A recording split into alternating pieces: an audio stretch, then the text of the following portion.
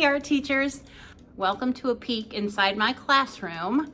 I've got some tips for you if you are new to teaching, maybe you've been teaching a long time. I've put in 32 years. Wait a second, stay till the end. I got a really good one at the end. It's gonna blow your mind. Hey, if you are a new art teacher and you have a kiln and you're like, I know pottery, but I'm not sure how to run this kiln, this is a video for you. So, a kiln is gonna have plugs on the outside of it, like this. And you wanna always leave one hole empty for ventilation. And then on the inside, you're gonna have shelves and you're gonna have stilts, and you just stack one shelf on the stilt like so.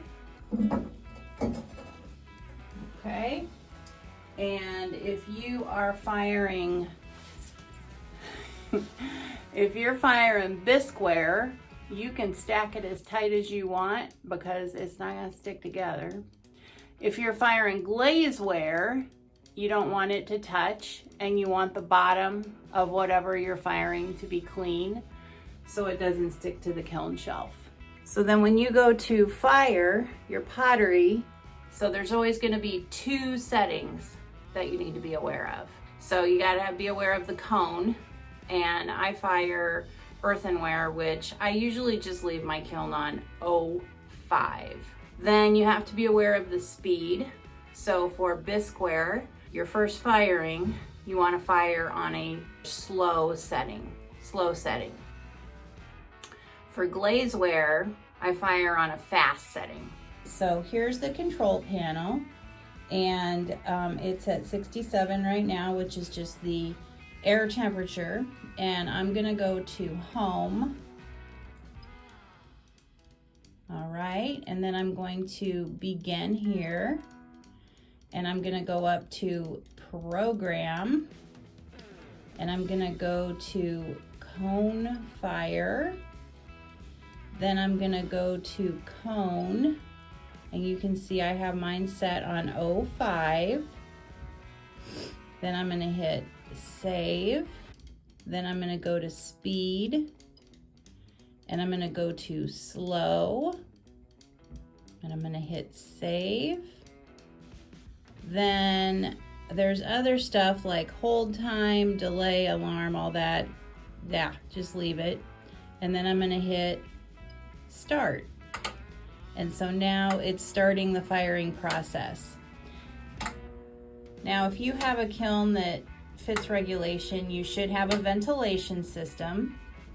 So you would want to hit that, obviously close the lid. So that's how you run a Scut Kiln KMT 1027 kiln for bisqueware. And then for glazeware, you would just hit fast for the speed.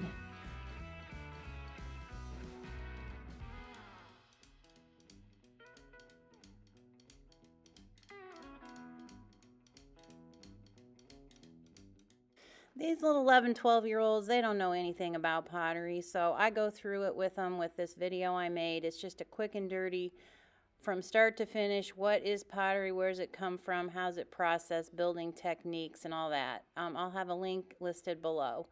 And then after that, I have a video of the kiln that I fire stuff in because they get a kick out of seeing that. Then after that, we start some directions for day one on our process. One other thing that I cannot believe that I have to do, but I feel like I do, is the kids don't know how to wipe the tables off. I don't know if like they're Lysol kids and they just use a wipe at home. I don't know. But anyway, so here's what I do. I got my sink and I tell them, all right, let's wash our hands off. And then let's get a paper towel. And then after we're done drying our hands with the paper towel, let's swing ourselves around to the counter, and then we'll use that a second time for recycling and wipe our table off. What has life come to?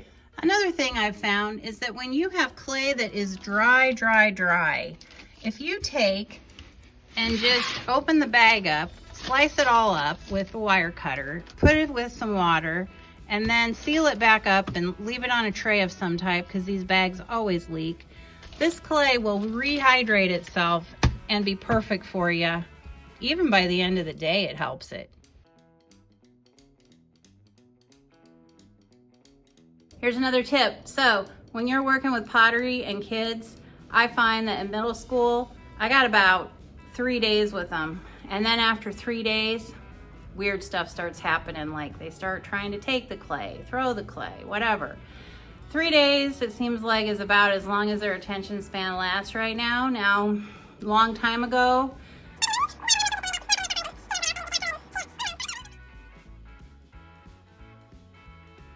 so when I was a little bitty baby art teacher, a long time ago, I used to use these canvases to do pottery on. No good!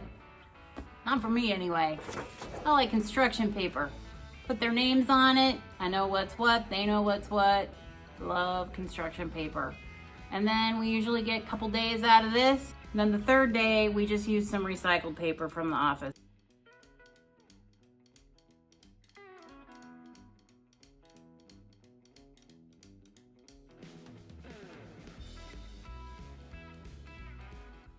So during my 3-day process of working with kids with pottery, I like to have, we're going to do this day 1, this day 2, and this day 3.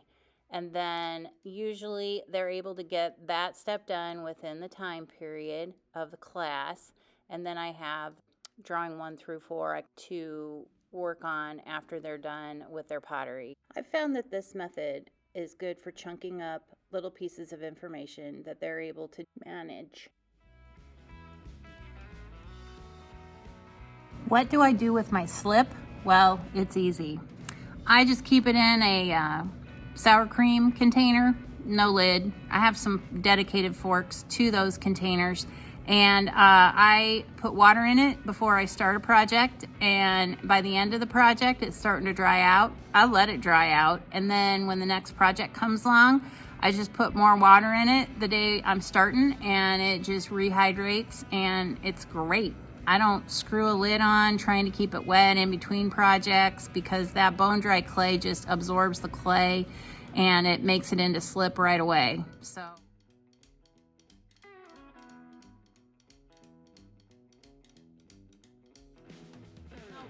you guys might be using these masonite boards.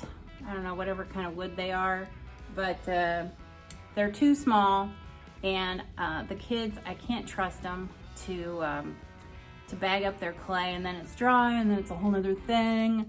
So anyway, I don't like these. This is what I had when I started. Now, what I've been using is I've been using these lunch trays. I've had these lunch trays forever, and I don't even know where I got them from. I don't know but I can put a whole table group on here. They know where they're supposed to put their clay, and then I have a bag around it, and then I make sure the bag is nice and tucked so that stuff's not drying out that I don't want it to dry out. And it just lets me be in control of it, which I appreciate.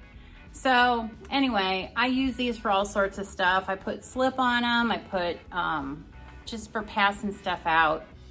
They work great. So in my classroom, I have 3 different sections, and the kids stay in those sections. And here's a picture of one of those sections, and you can see that there's a lunch tray with the pottery and the bag around the lunch tray. And then we also have a tote tray full of supplies that group works on. I have found that this really helps keep behaviors on task and creates a positive work environment where kids know where things are.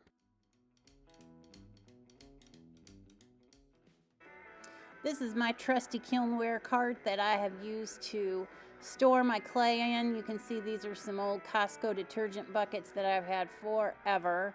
I have gray clay in one, and then I have a couple with red clay because I do bigger cup projects and it tends to need more storage. But I just water these things every so often if they're feeling dry, and just keep using them. Sometimes I scrape them out and throw them onto a canvas and wedge them. This is my storage cart for the clay projects on the lunch trays wrapped in bags. And I coordinate my trays by color so I know which group is which. And I use these bags probably a whole year before I replace them. So I get a lot of good use out of them. And again, I like rolling stuff in and out of my storeroom. If you have that capability, it's really nice. So you don't have to worry about the kids touching stuff that's not theirs.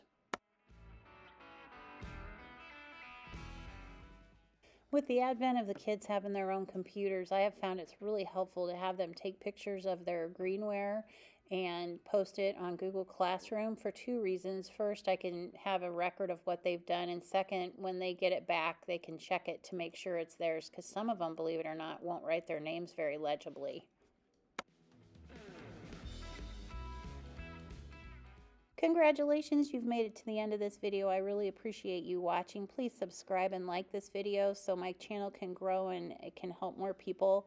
So, you're in a classroom, you got a bunch of yahoos wanting to play at the sink and you're ready to go crazy. Well, you just get under that sink, shut it off, or turn it way down, because sometimes you need less pressure because they don't know how to turn on the sink without it spraying everywhere. And this is an excellent move to put you in control and tell them, hey, I'm the boss. If you're going to act like numbnuts at the sink, you're not going to have the sink anymore. So hopefully this tip will help you. I know it was a game changer for me, and I hope some of these tips throughout this video helped you, and you can use some of them in your classroom to make you a happier art teacher. Thank you for watching.